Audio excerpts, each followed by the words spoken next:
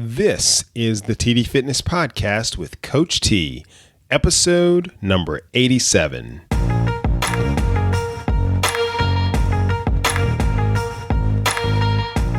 Welcome to the TD Fitness Podcast, giving you ways to live a healthy lifestyle without giving up the things that make life worth living. And now your host, certified health coach and personal trainer, Coach T.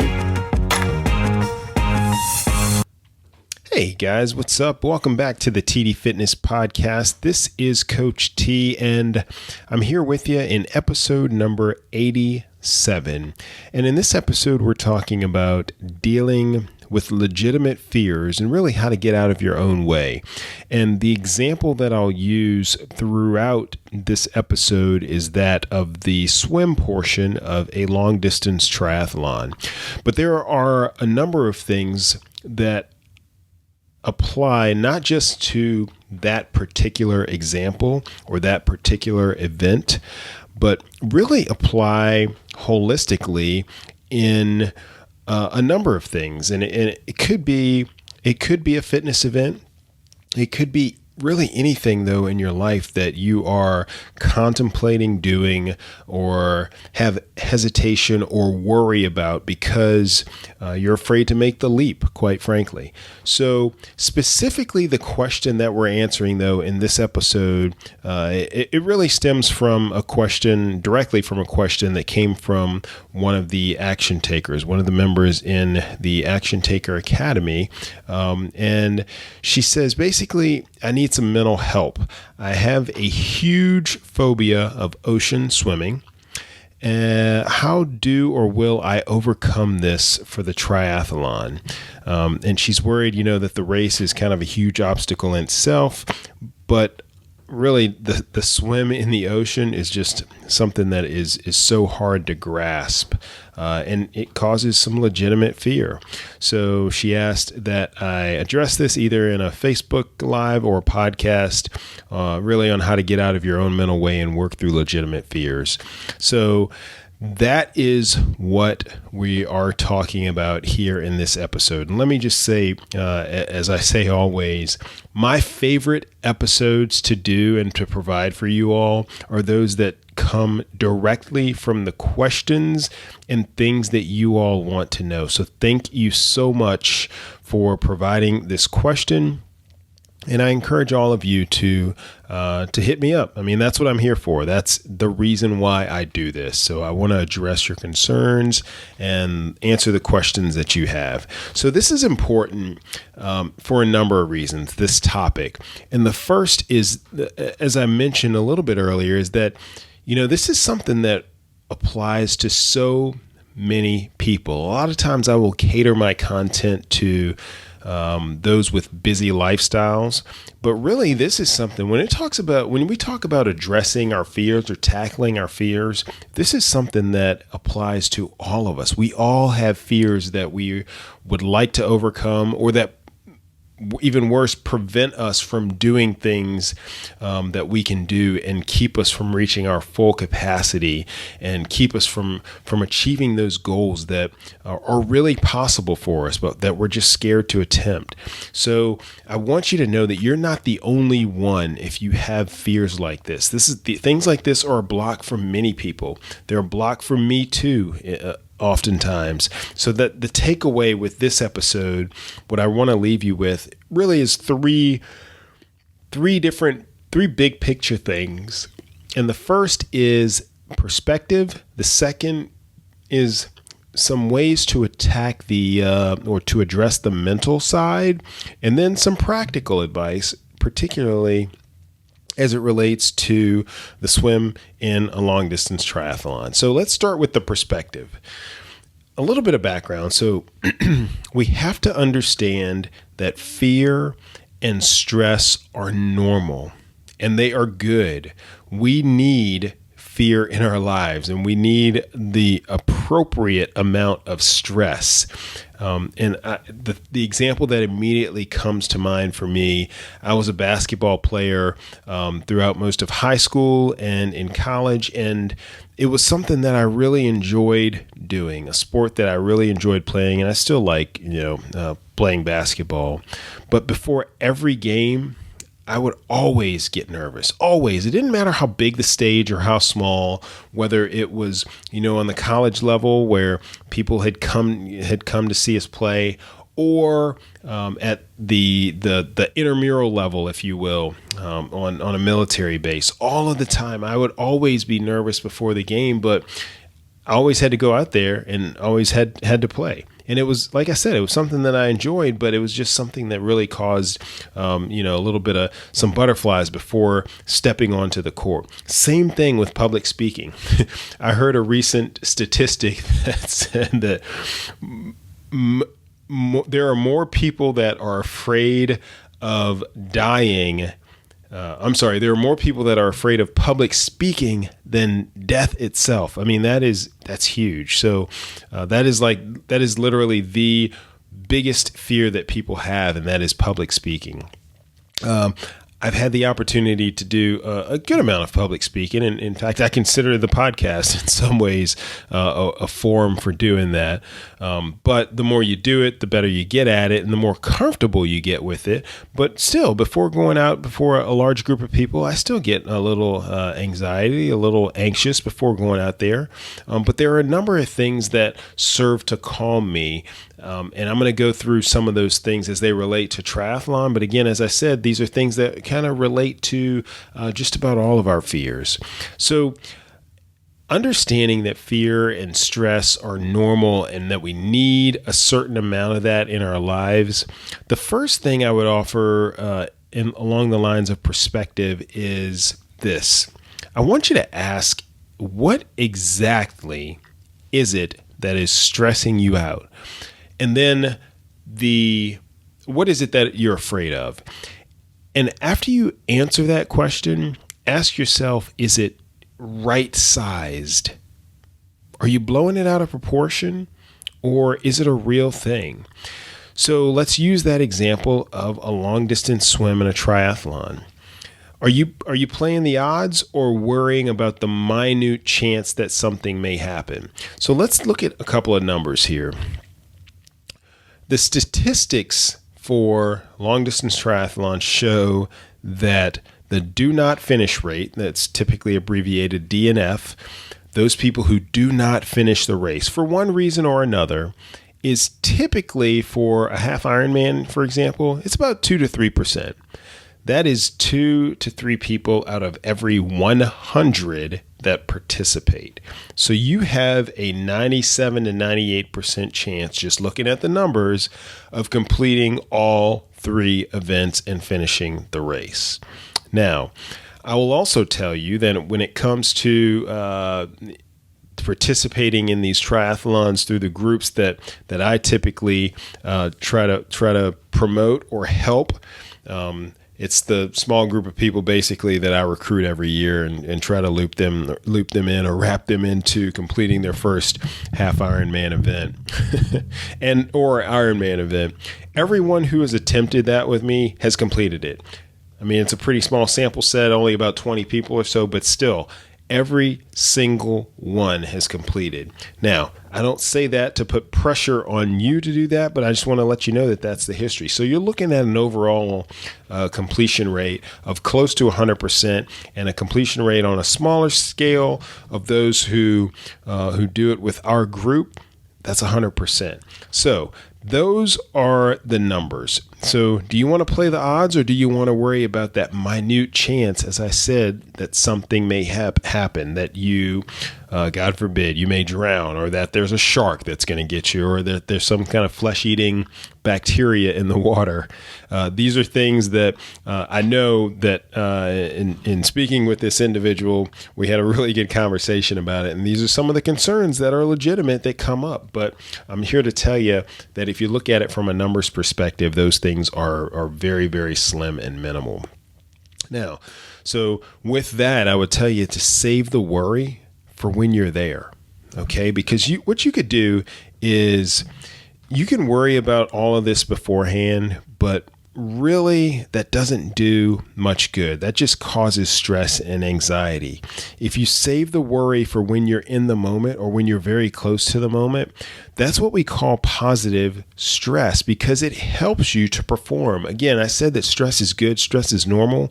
That is what is needed to push us, to challenge us, and really to get us to rise to the occasion. So stress is okay, all right? And you need those positive stressors. In fact, it's when your ability aligns with with the challenge at hand.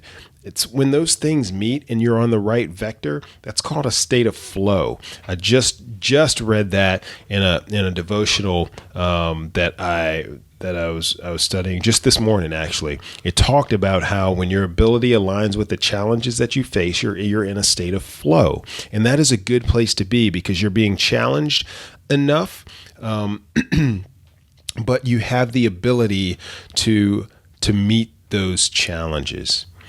And I'll just say, you know what they call someone who worries through an entire triathlon race? They call them a triathlete. So it's okay to worry. All right. It's okay to do that.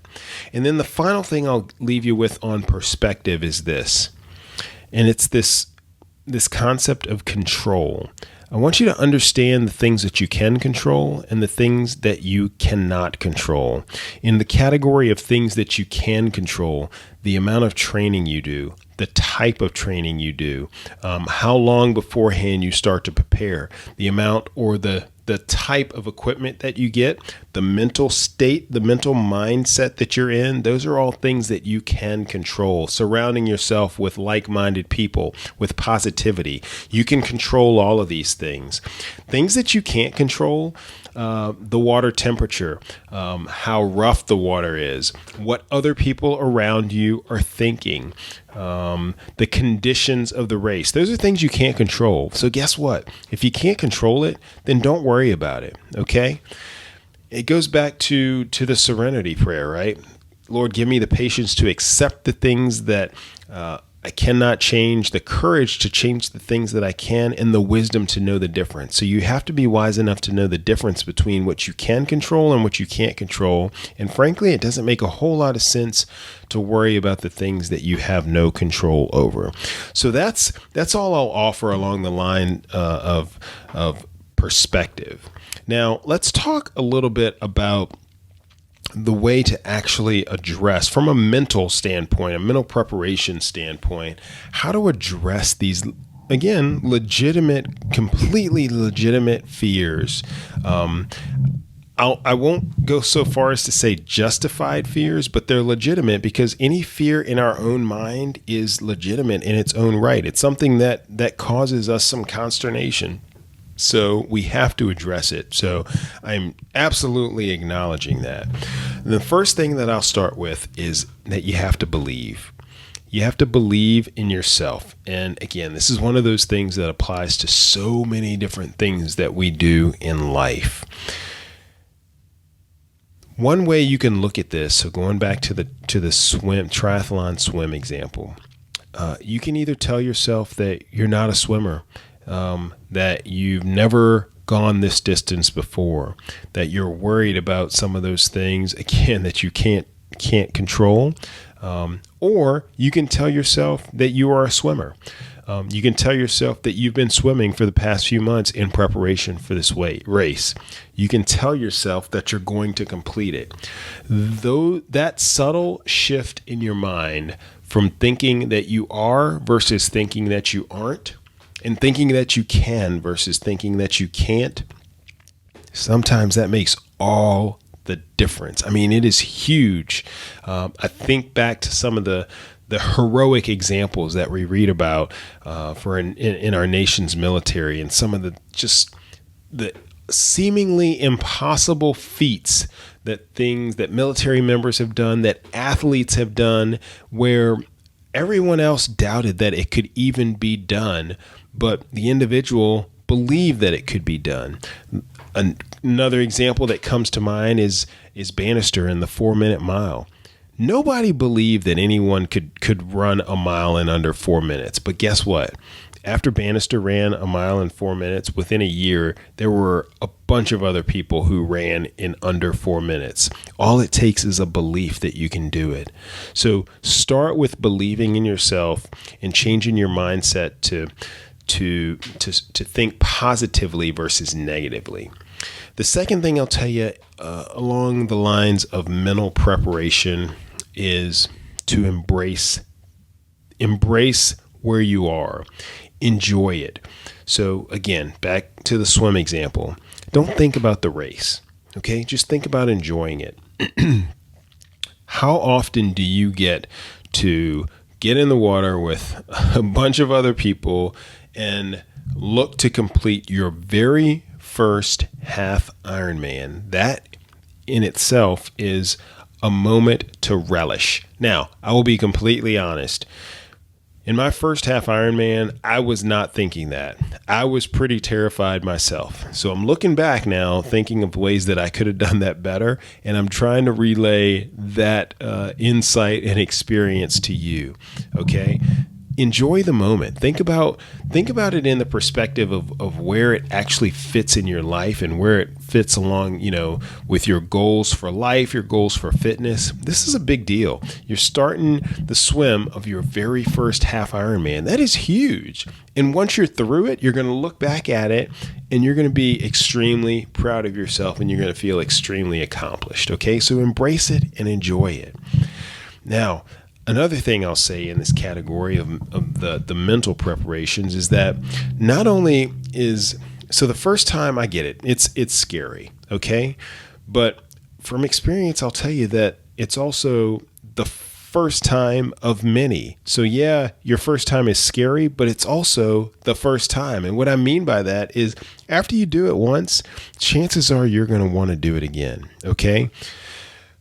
My wife recently shared something that she read with me, and I think it applies here.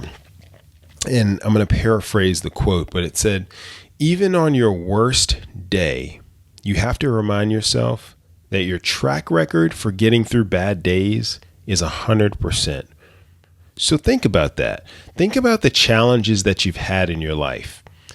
You're still here, right? You're still thriving. So you've obviously made it through. You are 100% on the completion rate for every single one of those things. So take that mindset and that philosophy into, in this case, the swim for the half Ironman. Okay. Now, another thing that's comforting from the mental standpoint is knowing that you're not alone in this. So all it takes a lot of times is to look around and to understand that there are other people that are struggling with this too. And that is very, very comforting. One of the things that I led off with in this episode is that you're not the only one. This particular concern, this fear of the swim and the triathlon, this is a block. This is a concern for so many people. It is the number one concern or the number one thing that I hear that keeps people from attempting triathlon. So understand that there are a bunch of other people there with you. The folks at these races are not all high-time athletes, and they're not all super experienced. I'd say there are a good percentage of first-timers, okay? There are a lot of those because the half Ironman it's a lot on a lot of people's bucket list. It's a great race that's long enough and challenging enough that most people, believe it or not, most people can actually do it. But it's not so far that it prevents, anybody from completing it. So there are others that are there with you. So think about that as you approach this. And then the final thing I'll leave you with in the mental category, and this is kind of a trick that I don't know where I picked this up, but I've done it for a long time. I can think back to my early college years and some of the things that I had to do there as I was going through my military training or as I was playing sports in college or even academics. And that is, it's easy to think that I am the least prepared person here. But going back to believing in yourself, all you have to do is flip the script and just think, looking at all these people around me, I'm thinking there has got to be someone who is trained less than I have. They are super worried. They're not as prepared as me. And you know the truth? The truth of the matter is that they're probably going to finish the race. So what does that tell me about myself? I'm probably not the most unprepared person here. There are others that are more unprepared than I am, and they're still going to do fine. So I think I'm going to do fine too. So yeah, I compare myself to other people a lot of times, and I'll look and I'll say, okay, this person has a pretty good shot. I think I have a better shot than they do. So I think I'll be okay. That's just the reality. That's just a trick that you can use sometimes, when you talk about being there with others and comparing yourself to others, which all of us do. It's normal. But just think about it. If they can do it, so can I. That's what it boils down to. So we've gone through some of the practical perspective, some of the mental tips or hacks, if you will. Now let's dive into some of the practical things that you can do to prepare for the swim in a long distance triathlon, or to complete the swim in a long distance triathlon. So those first two categories of the perspective and the mental piece, those, as I said, are kind of broadly applied to many things, many fears that we face in our lives, in fitness, in business, in work, in whatever, you name it. But this is more specific to the race itself, to swimming in a half Ironman race or an Ironman race itself. These are some of the practical tips. But we can draw some generalities from a couple of these, and I'll do that where I can. So the first thing is you got to practice in open water. You shouldn't expect to be as prepared with only swimming in a pool if the race is going to be in open water swim. So you want to get into the open water beforehand. You want some of your training to be done in open water because it's different. In a pool, you can look down, you can see the lines and the lanes, you can see the wall coming up, you can understand where to turn around. Typically, you can stand up in the water and you'll be just fine, even if you stop. In some of these open water races, however, many times the water is not clear enough for you to see really anything in front of your face. It's completely dark when your head goes under, and you will only see light when you come up to breathe. So you have to get used to that, for one. You have to also get used to it not being as calm as the pool water. Maybe. Sometimes it will be, but sometimes it could be a little choppy. Okay. So practice in open water. And as I said, if you want to kind of draw a generality from this, the thing is to practice things that you want to get better at. Okay. I talked about public speaking. One of the reasons that I love doing the podcast is because I feel like it helps me to better organize my thoughts. It gives me practice in getting behind the microphone. It gives me practice in presenting. And those are all things that actually benefit me in not only my business life, but also in my military life. So I feel like that helps me. But practice is something that is required and necessary if you want to improve. So if you want to get better, if you want to be better at an open water swim, then you need to practice in open water. That's the bottom line. The second thing I say is, from a practical perspective, understand that you have a couple of benefits here in the open water. So a lot of times the open water swims are done in like a bay or a river or something like that, which tells me that it's either salt water or brackish water. So it's not fresh water. What that means is that you are more buoyant, that you and your body will float better than you will in a typical pool. So that's a good thing. You're gonna be more buoyant in the open water. And if you throw a wetsuit on top of that, which a lot of people wear wetsuits in these races as long as the temperature is not too hot. There's a certain temperature for the triathlons, or a certain water temperature in the triathlons, that if the water gets too hot, you cannot wear a wetsuit. But that's not typically the case. Well, it depends on which races you're racing, but I think every race that I've done except for one has been wetsuit legal, they call it. So you could wear a wetsuit. And if you do that, then you're going to float even more to the point where sometimes I've noticed before that in a wetsuit in some of the salt or brackish water, I was floating so well that it was hard for me to keep my feet in the water to kick. So you can float pretty well, and you have that in your favor. Another thing I'll tell you from a practical perspective, the method that I use to learn to swim is called TI, and it stands for total immersion. A few episodes back, I did an episode and I talked about an individual named Terry Laughlin. He was the creator of the TI method. He passed within the past 2 years, but he was great. I mean, just so giving, such a warm heart, but created this total immersion swim method that really teaches you balance in the water. It teaches you to swim effortlessly. And what I found when I do that is that I'm not tired. I'm not tired after swimming 50 meters. I'm not tired after swimming 500 meters. And I'm not tired after swimming 4,000 meters. Okay. That's 2.5 miles, basically. You can do it. You can do it with the right technique, the right method. Another practical tip I'll give you, and I'm going to give you two that seem contradictory to one another. The first is to stay with the pack, and the second is to stay outside or behind the pack. And here's what I mean. So there are a lot of people starting their phase, starting the swim portion of the race just like you are. Now, you can choose to be in the middle of the pack. The benefit here is that the people in front of you essentially create a slipstream, and you can follow that. So there's going to be less resistance. It may be a little less choppy, maybe a little more choppy, but it's going to be less resistance for you because it's kind of like drafting on a bike.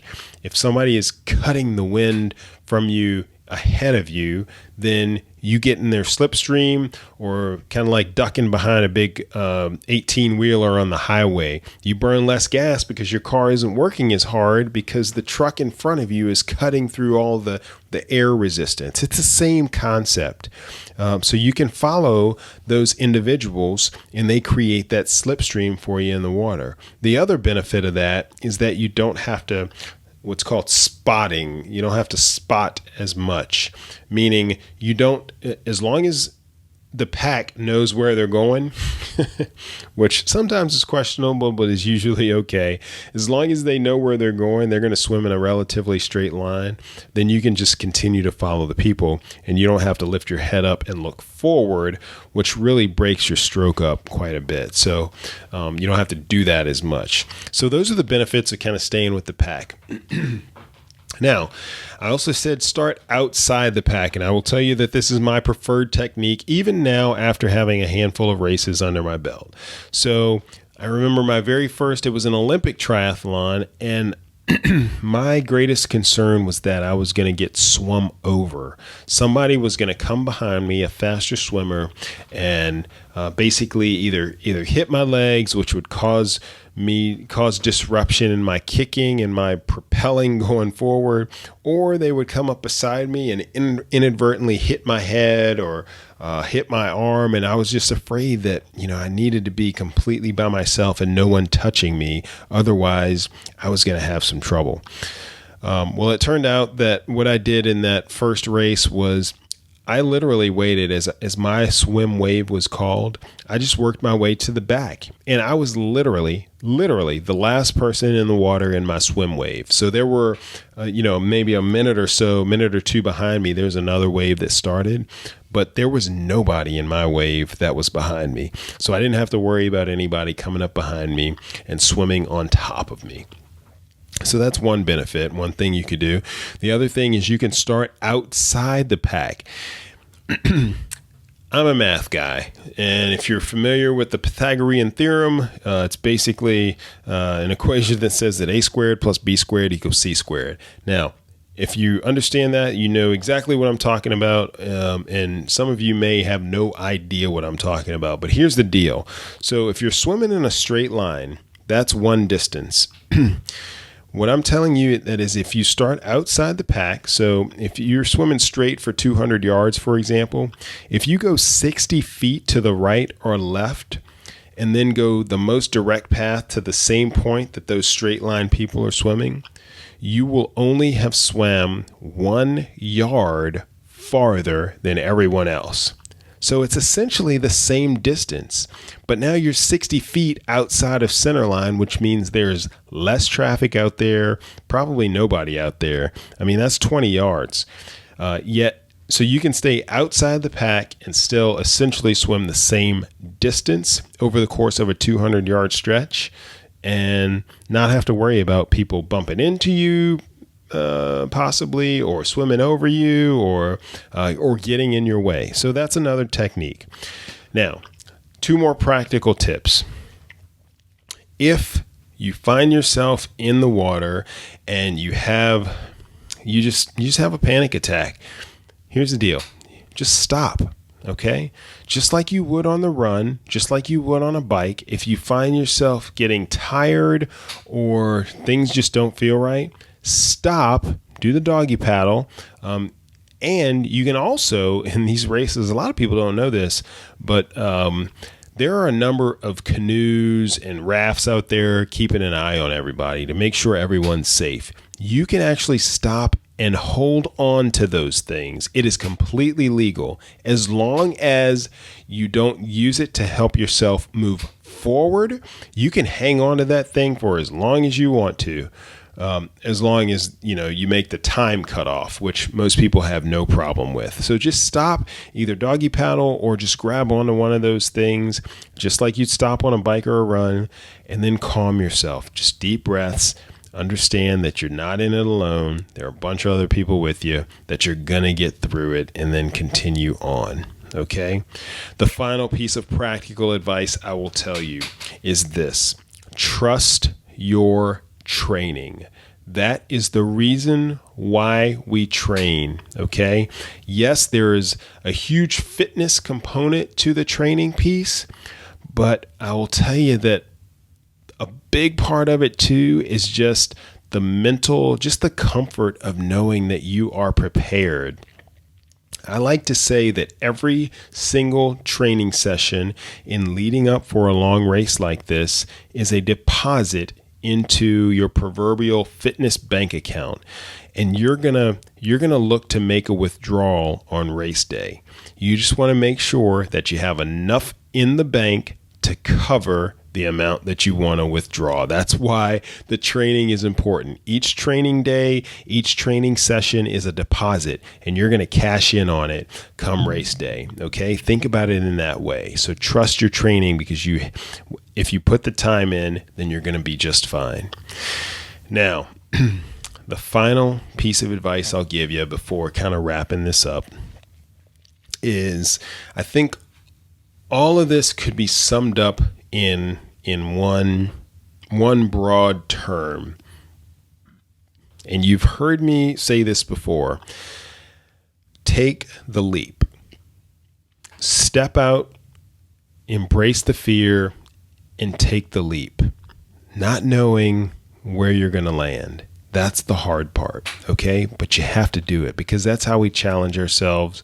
That's how we grow. That's how we get better. How many times have you talked yourself out of raising your hand in class because you weren't sure if your answer was the right one? And then sure enough, either the professor, the teacher, or a fellow student says exactly what you were thinking, and you're like, man, I should have raised my hand. I should have said something. Triathletes are a bunch of people who have raised their hands. Okay?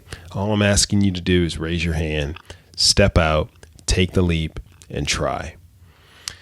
So that's what I'll leave you with for this episode. One final quote, and this is from a lady named Meredith Atwood. She's a 4-time Ironman triathlete, motivational speaker, and she wrote a book called Triathlon for Every Woman. I will link to it in the show notes. But a couple of things in an article I read that she wrote. She said, we can't sit in fear of the worst case scenario and list of what ifs. We have so much more to accomplish in life and with our fitness, with triathlon. And she also says, fear is a limiter and a blessing. It keeps us safe, but it also challenges us. So think about those things as you think about how to approach the big fears in your life, the things that you might be apprehensive about trying, the things that you may or may not want to do because you're being blocked by fear. Okay? Think about those things. So that's all I have for you for this episode. The show notes for this one can be found at tdfitness.net/087. Also, as I said, I love your questions. So you can either email them to me.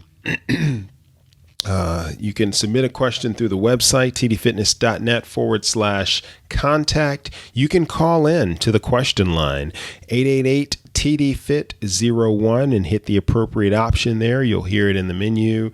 And that's it. That's all I have for you guys. So thank you so much for tuning in. As always, I want you to have a blessed one. This is Coach T signing out.